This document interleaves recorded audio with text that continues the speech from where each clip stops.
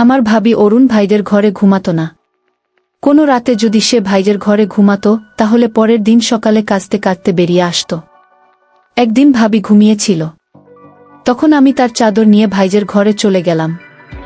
ভাইজা আমাকে ভাবি ভেবে যা করল সেটা শুনলে তোমার মাথা ঘুরে যাবে। যখন আমার ঘুম ভাঙল দেখলাম ভাবি আমার বিছানার পাশে বসে ফুপিয়ে ফুপিয়ে কাঁদছে। তাকে এভাবে দেখে আমার মনটা সবসময় ছটফট করত, কিন্তু কখনো তাকে কিছু জিজ্ঞেস করতে পারতাম না। প্রায় এমন হতো যে সকালবেলা ভাবির অবস্থা এমন হয়ে যেত। কিছুদিন আগে একবার আমি তাকে জিজ্ঞেস করেছিলাম, ভাবি তুমি ভাইজের ঘর থেকে বেরিয়ে এসে এত কাঁদো কেন? কিন্তু সে কোনো উত্তর না দিয়ে আমাকে বকল। ভাবি যখনই ভাইয়ের ঘর থেকে বেরোতো তার মুখটা অদ্ভুত দেখাতো। তার এলোমেলো চুল আর পুরনো কাপড় যেন একটা অসহায়তার গল্প বলতো। এই ঘটনা কয়েক বছর ধরে চলছিল। আর আমি যত বড় হচ্ছিলাম ততই সবকিছু আমার কাছে আরও অদ্ভুত লাগছিল। আমার মনে একটা প্রশ্ন জাগছিল, রাতে ভাইজা ভাবির সঙ্গে আসলে কি করে? এই প্রশ্নটা আমাকে অস্থির করে তুলছিল। এখন আমার বয়স হয়েছে 6 বছর, আর অনেক কিছুই বুঝতে শিখেছি। ভাবির কান্নার মুখ দেখে মনে হতো সে যেন কোনো বাধ্যবাধকতার সঙ্গে লড়ছে। কিন্তু অবাক করার বিষয় হলো, ভাবি যখন ঘর থেকে বেরোতো তখন সে কাঁদতে থাকত, আর ভাইজা বেরোলে তার মুখে একটা হাসি থাকত। মনে হতো ভাইজা পুরোপুরি খুশি আর তরতাজা। সে সবসময় গুনগুন করত। তারপর ভাবি ভয়ে ভয়ে তার সামনে আসত, আমার হাত দিয়ে তার জন্য নাস্তা পাঠিয়ে দিত আর চোখের জল ফেলত। ভাবির এই অবস্থা দেখে আমার খুব মায়া হতো। আমি তখন 10ম শ্রেণীতে পড়তাম। নাস্তা দিয়ে আমি বিদ্যালয়ে চলে যেতাম। কিন্তু প্রতিবার মনে হতো ভাইজা কখনো অস্থির বা বিরক্ত হয় না। সে সবসময় হাসি খুশি মুখে নাস্তার টেবিলে আসত, আর তার মুখে সবসময় একটা আনন্দের ছাপ থাকত। কিন্তু ভাবির মুখ দেখে মনে হতো সে যেন যে কোনো মুহূর্তে ভেঙে পড়বে। আমার মন চাইতো তাকে জিজ্ঞেস করি, ভাইজা রাতে তোমার সঙ্গে কি করল যে তোমার এমন হাল হলো? কিন্তু ভাইয়ের নাম শুনলেই ভাবির মুখে যে ভয় ফুটে উঠত তা আমাকে চুপ করিয়ে দিত। ভাবি প্রতি রাতে ভাইজের ঘরে ঘুমোতে যেত না, বরং আমার সঙ্গেই ঘুমাত। কিন্তু মাঝে মধ্যে ভাইজা তাকে জোর করে নিজের ঘরে নিয়ে যেত। ভাবি বারণ করার চেষ্টা করত, কিন্তু ভাইজা তার কথা শুনত না। ভাইয়ের গলায় এমন মিষ্টি ভালোবাসার সুর থাকত যে দেখে যে কেউ অবাক হয়ে যেত। কিন্তু আমি ভালো করেই জানতাম ভাইজা ভাবিকে ঘরে নিয়ে গিয়ে তার সঙ্গে কিছু খারাপই করত। কোনো বাচ্চার পক্ষে নিজের ভাবিকে কাঁদতে আর কষ্ট পেতে দেখা খুব কঠিন। আমারও তাই হয়েছিল। আমি না পড়তে পারছিলাম, না ঘরে মন বসাতে পারছিলাম। মন চাইতো যে কোনো উপায়ে ভাবিকে ভাইজের ঘরে যেতে না দিই। কিন্তু ভাইজাকে বারণ করার সাহস আমার হতো না। ভাইজা আমার সামনে ভাবির সঙ্গে খুব ভালোবাসার ব্যবহার করত। কিন্তু ঘরের এই পরিবেশ আমাকে এতটাই ভেঙে দিয়েছিল যে আমি পরীক্ষায় খারাপ করে ফেল করলাম। ভাবিকে আমার রেজাল্ট বলিনি। কিন্তু আমার বন্ধু সুমনা অবাক হয়ে গিয়েছিল, কারণ আমি পড়াশোনায় খুব ভালো ছিলাম। সে বারবার জিজ্ঞেস করতে লাগলো, তোর মন কোথায় ভেসে বেড়াচ্ছে? আমি তাকে ভাইজা আর ভাবির কথা খুলে বললাম। হঠাৎ সুমনা বলল, তোর ভাইজা কি বিদেশি চলচ্চিত্র দেখে না? তার চোখে একটা অদ্ভুত দৃষ্টি ছিল। আমি বুঝতে পারছিলাম না তার উদ্দেশ্য কি। সে কথা ঘোরালো। তারপর ভাবির চাচাতো মামা বিপ্লবের কথা উঠল। সেদিন দুপুরে বিপ্লব মামা আমাদের বাড়িতে এসেছিলেন। ভাবির সঙ্গে তার ছোটবেলা থেকেই গভীর বন্ধুত্ব ছিল। ভাবি বলতো তারা দুজনে ছোটবেলায় একসঙ্গে বড় হয়েছে। তারপর বিপ্লব মামা মধ্যপ্রাচ্য চলে যান আর ভাবির বিয়ে হয় ভাইয়ের সঙ্গে। ভাবির বিয়ের 5 বছর হয়ে গেছে আর আমি তার একমাত্র ননদ। কয়েক বছর আগে পর্যন্ত হয়তো সব ঠিকঠাক ছিল, নইলে আমি ছোট ছিলাম, বুঝতে পারতাম না। কিন্তু গত কয়েক বছরে আমি ভাবির অবস্থা বুঝতে শুরু করেছি। আমি বুঝে গেছি আমার ভাইজা ভালো মানুষ নয়, আর সেই কারণেই ভাবি কষ্ট পাচ্ছে। এই ভাবনাটাই আমার মনে নিজের প্রতি একটা ঘৃণা জন্ম দিয়েছিল। বিপ্লব মামা আর ভাবির বন্ধুত্ব খুব গভীর ছিল। তিনি 1 বছর আগে মধ্যপ্রাচ্য থেকে ফিরে এসেছেন, আর অরুণ ভাবির সঙ্গে দেখা করতে আসতেন। কিন্তু ভাবি তার আশা পছন্দ করত না। হয়তো সে চাইতো না ভাইজার মনে কোনো সন্দেহ জাগুক। বিপ্লব মামা চলে গেলে ভাবি প্রায়ই আমাকে বলতো, যদি ভাইজা জানতে পারে বিপ্লব এসেছিল তাহলে বড় ঝামেলা হবে। আমি তাকে আশ্বাস দিতাম, ভাইজা কি করে জানবে? ভাইয়ার কাজ এত কম ছিল যে সংসার চালানোই কষ্টকর হয়ে যেত। ভাবি আর ভাইয়ের সম্পর্কের মধ্যে এমন কিছু ছিল যা ভাবি কখনো খোলাখুলি বলতে পারত না। এসব জানার পর আমার মনে হতো ভাইয়ের মতো এমন নিষ্ঠুর মানুষের সঙ্গে ভাবি কেন নিজের জীবন নষ্ট করছে। এক রাতে আমি আমার আর ভাবির বিছানা পাতলাম আর তার সঙ্গে চোখ বন্ধ করে শুয়ে পড়লাম। কিছুক্ষণ পর ভাইজা আমার ঘরে এল। ভাবি তখন আমার পাশে শুয়েছিল। ভাইজা তাকে সঙ্গে যেতে বলল, কিন্তু ভাবি ভয়ে ভয়ে না বলল। আমি চোখ খুলিনি, তবে শুনতে চাইছিলাম ভাইজা ভাবিকে কি বলে। ভাবি বলল, আমি তোমার সঙ্গে যাব না, তুমি সব সময় এমনই বলো। আবারও সে বারণ করল, তোমার ঘুমানো উচিত, তোমার বোন এখন বড় হয়েছে। কিন্তু ভাইজা জোর করে তার হাত ধরে তাকে তুলে নিয়ে গেল। আমার মনে একটা অদ্ভুত অস্থিরতা শুরু হলো। ভাইজা ভাবির সঙ্গে কি করছে? আর সুমনার সেই বিদেশি চলচ্চিত্রের কথাটাও আমার মাথায় ঘুরতে লাগল। 2 ঘন্টা পরেও ভাবি ফিরল না। আমি পানি খেতে ঘর থেকে বেরিয়ে রান্নাঘরে গেলাম। কিছুক্ষণ পর ভাবি আমার পিছনে এল। আমি গভীরভাবে তাকে দেখলাম। তার চুল এলোমেলো। আমি এটা দেখে চমকে গেলাম। ভাবি বুঝতে পারল আমি তাকে লক্ষ্য করছি। আর তার ফোপানোর আওয়াজ আমার কানে এলো। আমার মন চাইছিল উঠে ভাবিকে সান্ত্বনা দিই আর মনের সব প্রশ্ন, সব কথা জিজ্ঞেস করি। কিন্তু আমি চুপ করে রইলাম। পরদিন সকালে ভাইজা এমনভাবে তৈরি হয়ে ঘর থেকে বেরোলো যেন কোনো বড় মানুষ। তার কাজ কম ছিল, তবু সে সবসময় খুশি থাকত আর হাসত। এমনভাবে তৈরি হয়ে বেরোত যেন কোন ধনী লোক। আমি নিজেকে দেখলাম আর নিজের প্রতি ঘৃণা জন্মালো। ভাইয়ের সামনে নাস্তা রেখে আমি বিদ্যালয়ে চলে গেলাম। বিদ্যালয়ে সারাদিন আমার মন ভাবির ছেঁড়া হাতার দিকে আটকে রইল। বিদ্যালয় থেকে ফেরার পথে বিপ্লব মামার সঙ্গে দেখা হলো। আমাকে দেখেই তিনি আমাকে তার গাড়িতে বসিয়ে নিলেন। আমি কিছু না ভেবেই গাড়িতে উঠে পড়লাম। বিপ্লব মামা আমার দিকে তাকিয়ে বললেন, তুমি এত চুপচাপ কেন থাকো? তোমার কি সমস্যা? আমি সব কথা তাকে খুলে বললাম। আমার কথা শুনে তিনি বললেন, তুমি কি জানো না তোমার ভাই ভালো মানুষ নয়? তোমার ভাবিকে কেন মুক্তি দিচ্ছ না?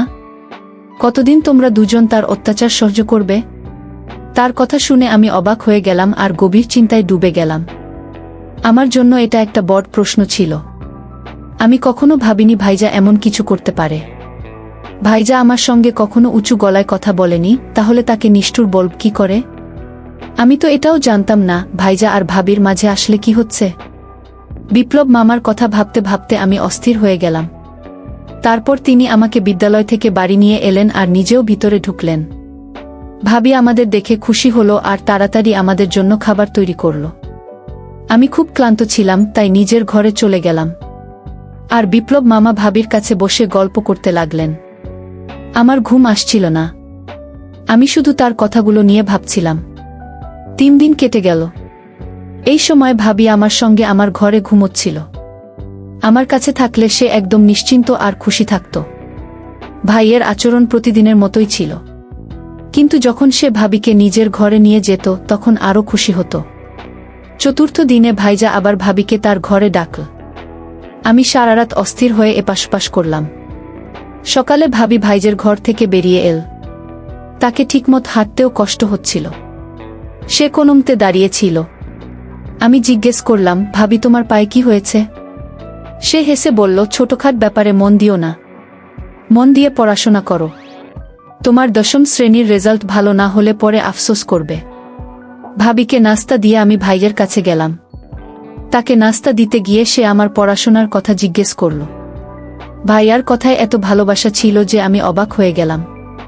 ভাইজা কোনোভাবেই কঠোর বা নিষ্ঠুর মনে হতো না। বরং ভাবির অবস্থা আর তার কষ্টের কথা শুনে আমি তাকে বোঝার চেষ্টা করতাম। একদিন যখন আমি ভাইজাকে নাস্তা দিতে গেলাম, তিনি আমার পড়াশোনার কথা জিজ্ঞেস করতে লাগলেন। আমি ভাইজাকে বললাম, ভাবি ছাড়া আমার ঘুম আসে না। তুমি প্লিজ রাতে ভাবিকে তোমার ঘরে ডাকো না। আমার কথা শুনে ভাইজা হেসে উঠল আর খেতে শুরু করল। আমি ভাইজাকে খুব ভালোবাসতাম, কিন্তু সেদিন চুপচাপ বিদ্যালয়ের জন্য বেরিয়ে পড়লাম। বিদ্যালয়ের শিক্ষক আমাদের বোঝালো, কখনো পুরো সত্যি না জেনে কোনো সিদ্ধান্ত নিও না। আধা সত্যি সবসময় বিপজ্জনক, এটা মানুষকে ধ্বংস করে দেয়। শিক্ষকের এই কথা আমার মাথায় একটা নতুন জানালা খুলে দিল। আমি ঠিক করলাম ভাইজের পুরো সত্যিটা জানতেই হবে, তারপর ভাবিকে ভাইজের হাত থেকে মুক্ত করতে হবে। বিপ্লব মামা আমাকে কথা দিয়েছিলেন যে কোনো সময় আমার পাশে থাকবেন। আমার ভাবি দেখতে আমার মতই ছিল। আমার বয়স তখন ১-৬, কিন্তু আমার চেহারা ভাবির মতই লাগত। পরের রাতে আমি নিজে ভাবিকে ঘুমের ওষুধ খাইয়ে ঘুম পড়িয়ে দিলাম। তারপর তার চাদর গায়ে জড়িয়ে ভাইজের ঘরে চলে গেলাম। ভাইজের ঘরে একটা ছোট্ট বাল্ব জ্বলছিল। ভাইজা অন্ধকারে বসেছিল। আমি ঢুকতেই ভাইজা খুব খুশি হয়ে আমার দিকে তাকালো আর কাছে এল। আমার কাঁধে হাত রেখে আমাকে তার পাশে বসিয়ে দিল। ভাইয়ের পাশে বসে আমার শরীর কাঁপছিল। আমি জানতাম না এরপর কি হবে, তবে পুরো সত্যিটা জানতে চাইছিলাম। ভাইজা ভালোবাসা ভরা গলায় বলল, তুমি আমার থেকে এত দূরে চলে গেলে কেন? আমাকে জোর করে তোমাকে ঘরে ডাকতে হয়। আমি মানি আমার বোন এখন বড় হচ্ছে, তবু সে এখনো অনেক ছোট। তারপর গম্ভীর হয়ে বলল, সুনয়না, আমি তোমাকে বলে দিই, ওই লোকটা ঠিক নয়। তার মন ভালো না। আগেও একবার সে তোমাকে নষ্ট করার চেষ্টা করেছিল। আর এখন আমাদের ঘরে একটা বড় মেয়েও আছে, তাই আমি সবসময় সতর্ক থাকি। আমি ভাবি না আমি তাদের মেয়ে। ভাইজা আস্তে আস্তে আমার চুলে হাত বুলিয়ে দিচ্ছিল। কিছুক্ষণ পর তার ঘুম এসে গেল। ভাইজা আমার পাশে শুয়ে গভীর ঘুমে ডুবে গেল। আমি চুপচাপ উঠে ঘর থেকে বেরিয়ে এলাম। ভাইজা এমন কিছু করেনি যাতে আমার অস্বস্তি হয়। তাই বিপ্লব মামা আর ভাবি সম্পর্কে আমার মনে অনেক প্রশ্ন জেগে উঠল। পরের দিন সকালে ভাইজা রোজকার মতোই ছিল। তার আচরণে কোনো বদল দেখলাম না। বিদ্যালয় থেকে ফিরে দেখি বাড়ির বাইরে বিপ্লব মামার গাড়ি দাঁড়িয়ে আছে। সাধারণত আমি দূর থেকে সালাম করে ঘরে ঢুকতাম, কিন্তু আজ চুপি চুপি ঢুকে গেলাম। ভাবি আর বিপ্লব মামা আমার ঘরে বসে কথা বলছিল। আমি আসার কথা তারা টের পায়নি। যা শুনলাম তাতে আমার হুঁশ উড়ে গেল। আমি কল্পনাও করতে পারিনি যে সত্যিটা জানতে আমি এতটা উৎসুক ছিলাম সেটা এত ভয়ঙ্কর হবে।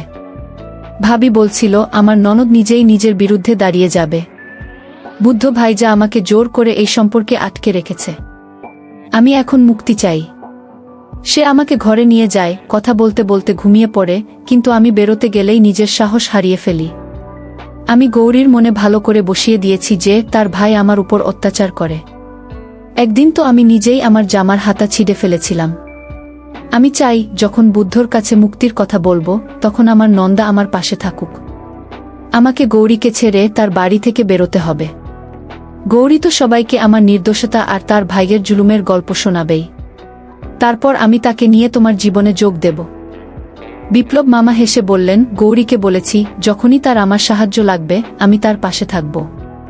আগেও একবার তো আমি মাঝপথে তাকে ছেড়ে চলে গিয়েছিলাম। তখন আমার স্ত্রী আমাকে ক্ষমা করে নিয়েছিল। বিপ্লব মামা ভাবির হাত ধরে বললেন, আমি তার জন্য খুব লজ্জিত। বাধ্য হয়ে তোমার হাত ছেড়েছিলাম, কারণ আমার পরিবার এটা মানতে চায়নি যে আমি একজন বিবাহিত মহিলার সঙ্গে সম্পর্ক রাখি। কিন্তু এখন আমাকে আটকানোর কেউ নেই। আমি পুরো মন দিয়ে তোমাকে আর তোমার নন্দকে আমার করে নেব। তবে গৌরীর কোনোভাবেই জানা চলবে না। তার আসল ভাইকে আমরা চাই না সে বুঝতে পারুক যে আমরা তাকে নিষ্ঠুর প্রমাণ করতে চাই। ভাইয়ের কথা মনে পড়ল, বিপ্লব আগেও আমাদের সংসার ভাঙার চেষ্টা করেছিল। আমি অনেক কিছু জেনে গিয়েছিলাম, তাই ঘরে ঢুকে পড়লাম। আমাকে দেখে ভাবি আর বিপ্লব মামা চমকে উঠল। একটু ভয় পেলেও তারা নিজেদের সামলে নিল। বিপ্লব মামা আমার দিকে চকলেট বাড়ালেন। আমি চকলেট না নিয়ে ভাবির দিকে তাকিয়ে কঠিন গলায় বললাম, তোমাকে আমাকে বলতেই হবে, ভাইয়ের সঙ্গে তোমার আসল সমস্যা কি? ভাবি বুঝে গেল তার মিথ্যে এবার ফাঁস হয়ে গেছে। তাই কোনো ধাক্কাধাক্কি না করে সব সত্যি খুলে বলল। ভাবি জানাল, বিয়ের আগে সে বিপ্লব মামার সঙ্গে প্রেম করত। কিন্তু বিপ্লব মামা তার সঙ্গে বিয়ে না করে মধ্যপ্রাচ্য গিয়ে চাকরি বেছে নিয়েছিল। ভাবির মনে তার প্রতি ভালোবাসা রয়ে গিয়েছিল। তার বাড়ির লোকেরা ভাইজাকে তার জন্য পছন্দ করেছিল। ভাইজা বয়সে 10 বছরের বড় আর গায়ের রং কালো। আর ভাবি ছিল সুন্দরী। বাড়ির ইচ্ছে ভাইয়ের সঙ্গে তার বিয়ে হয়। ভাবি বিয়ে করলেও ভাইজাকে মন থেকে মেনে নিতে পারেনি। এই সম্পর্ক তার কাছে একটা বোঝা হয়ে গিয়েছিল।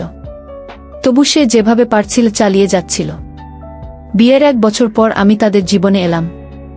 ভাবির বিয়ের 8 বছর পর বিপ্লব মামা মধ্যপ্রাচ্য থেকে কিছুদিনের জন্য ফিরলেন। তার মনে ভাবির জন্য পুরনো প্রেম আবার জেগে উঠল। ভাবিও নিজের অনুভূতির কাছে হার মেনে তার সঙ্গে লুকিয়ে দেখা করতে শুরু করল। তারা পরিবারে বলে দিল যে ভাবি আর ভাইজা একে অপরকে সত্যি ভালোবাসে, যাতে ভাবির বদনাম না হয়। ভাইয়া যখন ভাবির পাশে দাঁড়ালো, তখন পরিবার চুপ হয়ে গেল। সবাই মিলে ভাবিকে জোর করে ফিরিয়ে দিল। প্রেমের উচ্ছ্বাস ঠান্ডা হয়ে গেল। 1 বছর আগে আবার বিপ্লব মামা সেই প্রেম জাগিয়ে তুলল। তিনি তখন মধ্যপ্রাচ্য থেকে চিরতরে ফিরে এসেছিলেন। ভাবির প্রতি তার আবেগ আবার জ্বলে উঠল।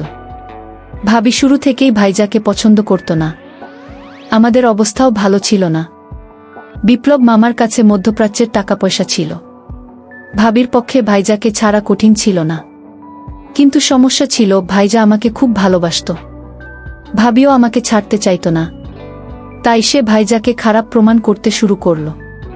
নিজেকে কষ্টে আর দুঃখে ভরা দেখিয়ে আমাদের তার পক্ষে টানতে চাইল। এত বছর আমি ভেবে এসেছি, ভাইজা কখনো আমাদের সঙ্গে উঁচু গলায় কথা বলে না, তাহলে ভাবির উপর অত্যাচার করবে কি করে? আমি ভাবিকে স্পষ্ট বললাম, তোমার যদি তার বাড়িতে যেতে ইচ্ছে হয় তুমি যেতে পারো, কিন্তু আমি আমার ভালো আর সরল ভাইজাকে ছাড়তে পারব না। বিপ্লব মামা, যিনি আগে 2 বার ভাবিকে ছেড়েছেন, 3য়বার তার উপর ভরসা করছিলেন। আজ প্রথমবার তার চোখে আমি শুধু নিজের চাওয়া দেখলাম। আমি বুঝলাম, চাওয়া পূরণ হলেই তিনি ভাবিকে ছেড়ে দেবেন। ভাবি আমাকে স্বপ্ন দেখালো, আমাকে তার সঙ্গে যেতে বাধ্য করল। কিন্তু আমার কাছে ভাইজাই সবচেয়ে বড় ছিল। যদি আমি সত্যিটা না দেখতাম, হয়তো ভুল সিদ্ধান্ত নিয়ে ফেলতাম। ভাগ্যিস আমি নিজের চোখে সব দেখলাম, কানে সব শুনলাম। ভাবি বিপ্লব মামার সঙ্গে যেতে প্রস্তুত ছিল। কিন্তু যখন বিপ্লব মামা দেখলেন আমি তাদের হাতে আসব না, ভাবির সঙ্গে যাব না, তখন তিনি ভাবির সঙ্গে সম্পর্ক ছিন্ন করলেন। ভাবি জানতে পারল বিপ্লব মামা তার জন্য নয়, আমার জন্যই বাড়িতে আসত। তখন সে অবাক আর রাগে ফেটে পড়ল। বিপ্লব মামা একজন ধূর্ত আর প্রতারক মানুষ ছিলেন, যিনি ভাবির ভালোবাসাকে শুধু নিজের স্বার্থে ব্যবহার করেছিলেন। ভাবি বুঝল তার সঙ্গে গেলে আমার সম্মান আবারও বিপদে পড়ত, যেমনটা আগে কয়েকবার হয়েছিল। প্রথমবার ভাবির নিজের ভুল বোধ হল। সে ভাইজাকে মন থেকে গ্রহণ করল। পরের দিন সকালে ভাইজা আর ভাবি হেসে হেসে ঘর থেকে বেরোল। আমার মনটা একটা শান্তিতে ভরে গেল। কখনো কখনো ভালোবাসার নামে আমরা এমন ধোঁকা খেয়ে যাই যে মুখ দেখানোর জায়গা থাকে না। আসল ভালোবাসা তো বিয়ের পর হয়, যেখানে দুজন মানুষ একে অপরের কষ্ট আর সুখে ভাগ নেয়। তাই বন্ধুরা, এটাই ছিল আজকের গল্প। তোমাদের এই গল্প কেমন লাগলো? তোমাদের মতামত কমেন্টে জানিও। গল্পটা ভালো লাগলে লাইক করো, চ্যানেলটা সাবস্ক্রাইব করো আর বেল আইকনটা অন করে রাখো, যাতে আমাদের নতুন গল্পের খবর তোমরা পেয়ে যাও।